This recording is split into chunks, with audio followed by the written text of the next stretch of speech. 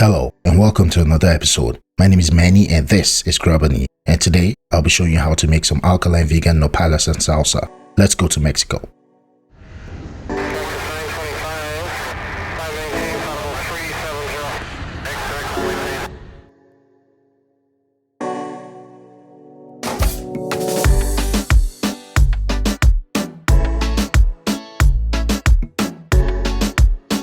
We'll be starting off by marinating our mushrooms.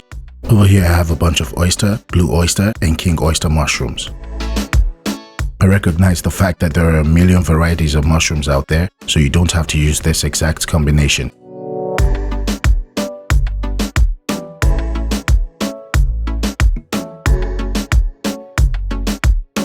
We'll be starting off with the king oyster mushroom. For this mushroom, all you have to do is cut off the head and then cut the stem into cylindrical shapes. Take a look at these, and this is an interesting fact. If you're alkaline vegan or vegan, this is your replacement for scallops. We're going to set them aside and move on to the next variety of mushrooms.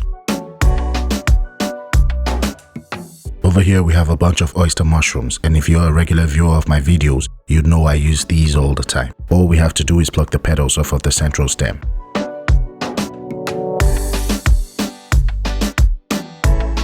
We're going to do the same thing for the blue oyster mushrooms.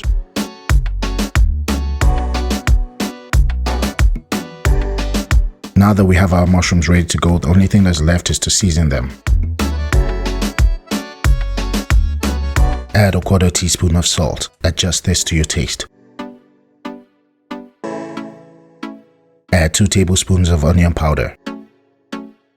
Add 1 teaspoon of ginger powder. Add 1 teaspoon of cayenne pepper. Add 1 teaspoon of dried basil leaves.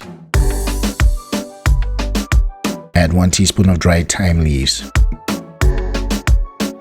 Add 3 to 4 tablespoons of coconut aminos. Next, add 3 to 4 tablespoons of date syrup. You can adjust this to your taste.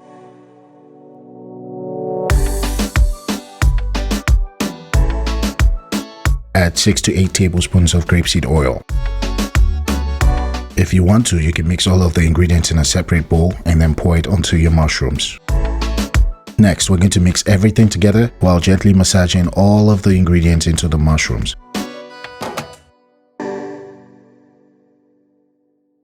Now we're going to set this aside to marinate for about 1 to 24 hours.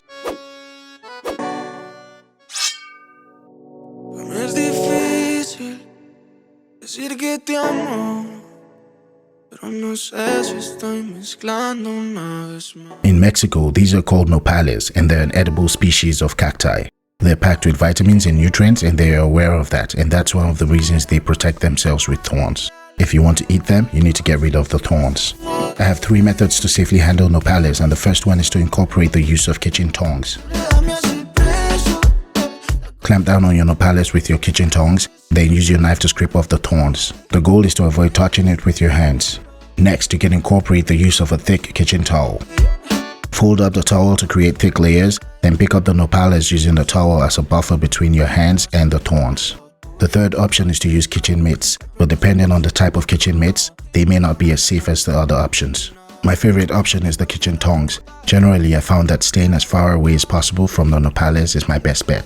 While using the edge of the knife and going against the grain, gently scrape off the thorns. Be careful so you don't scrape off too much of the skin while scraping off the thorns.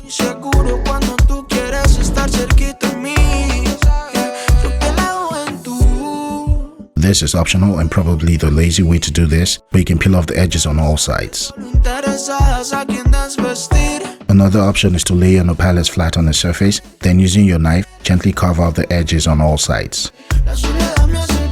Now don't forget to cut off the bottom. This is not perfect because I have to observe the camera angles while working, but when you're done it should look something like this. Now we're going to give them a quick rinse. You want to wash them over running water so the pressure pushes off any remaining thorns.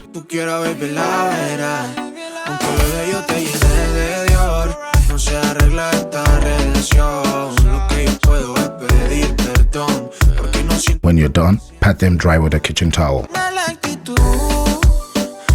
The next step is to cut it into whatever shape you want, but I'm going to cut it lengthwise, turn it around, and do my best to cut it into cubes.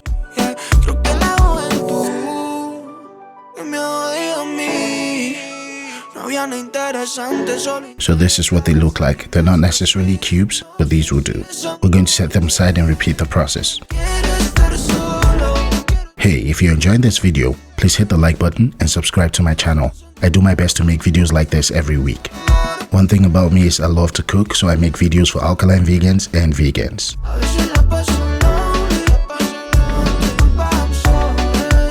As you can see, nopales are extremely slimy, so we're going to do our best to get rid of most of the slime. Next, I'm going to show you how to properly cook them and also how to get rid of most of the slime.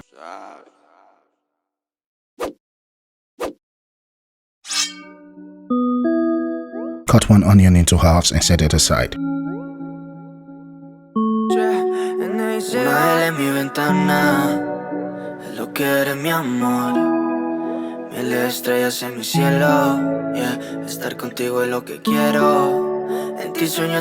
Add some water to a pot on medium-high heat, then add some sea salt. Now we're going to add in our cubed nopales.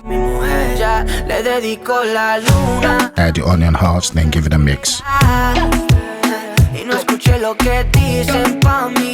Let it cook on medium-high uncovered for about 20 minutes.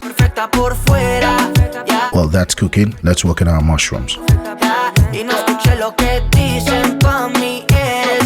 Add your mushrooms to a baking tray, then spread them around so each piece is touching the surface. For these king oyster mushrooms, you want to put them face down so you could cook a greater surface area on each piece. Now we're going to start by baking them at 425 degrees Fahrenheit for 20 minutes.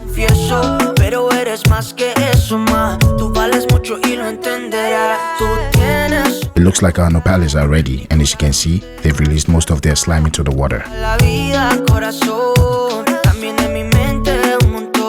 Now we're going to drain them, remove the onions, and give them a proper rinse. Rinse them until you feel they're less slimy. You can't necessarily get rid of all of the slime, but you can get rid of most of it. Once you're done rinsing them, set them aside so we can make our salsa. For our salsa, we're going to be using about 4 large plum tomatoes, 1 onion cut into halves, and 2 habanero peppers. Make sure your pan is lightly oiled. The goal here is to get some color and flavor on them by charring them. Don't forget to flip them around when they start to get some color. It takes some time, so be patient.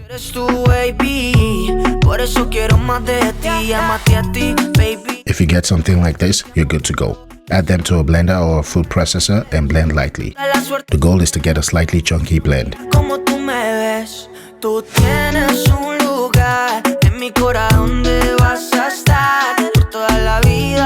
Add some annatto oil to a pan on medium-high heat. If you don't know how to make it, watch my video. Once your oil is hot, add your tomato blend. Give it a mix and let it cook for about 15 to 20 minutes. If you want to, you can cover it with a splatter guard. It's been 20 minutes and our mushrooms are halfway done. At this point, they will have produced lots of water. Drain the stock and set it aside. This is the best beef stock replacement I've ever made. Bake your mushrooms again at 425 degrees Fahrenheit for 20 minutes. For those of you who don't care, you can make this in an air fryer. Bake at 390 degrees Fahrenheit for 5 minutes, bring it out, give it a shake, then bake again at 390 degrees Fahrenheit for another 5 minutes. Let's check on our salsa.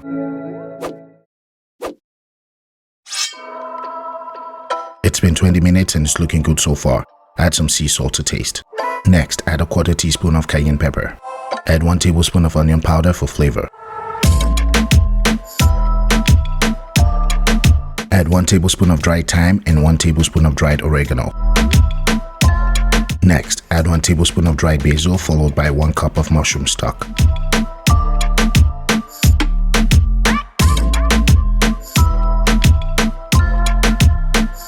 Give it a good mix, then add your nopales. Bear in mind that your nopales will still have some slime, but it won't be as intense. Mix it all together. Finally, add 3 tablespoons of coconut aminos and reduce your heat down to medium heat. Let it cook for another 10 minutes. On to the easiest part. We're going to cook our kamut spiral pasta. Bring some water to a boil, and remember, you can use any approved pasta of your choosing. Once your water comes to a boil, add some sea salt to taste. Next, we're going to reduce the heat to medium-high, then add 4 cups of kamut spiral pasta. Give it a mix, then let it cook for about 7 to 10 minutes or until al dente.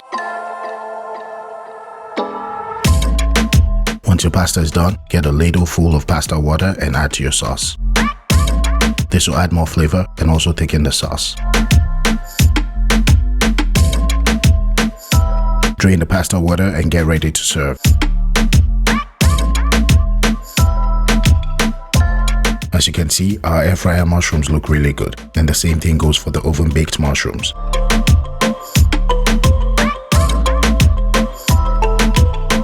We've worked so hard, now let's serve us a gigantic plate. The sauce is ready and it looks really good. We're all set.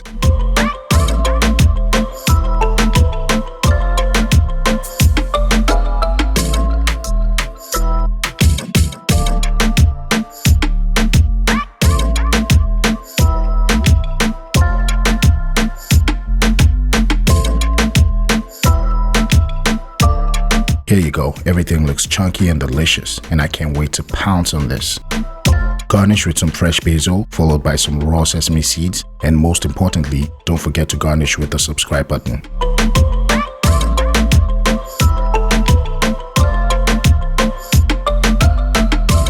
Thank you all for your support. Please let me know what you feel about this dish in the comment section.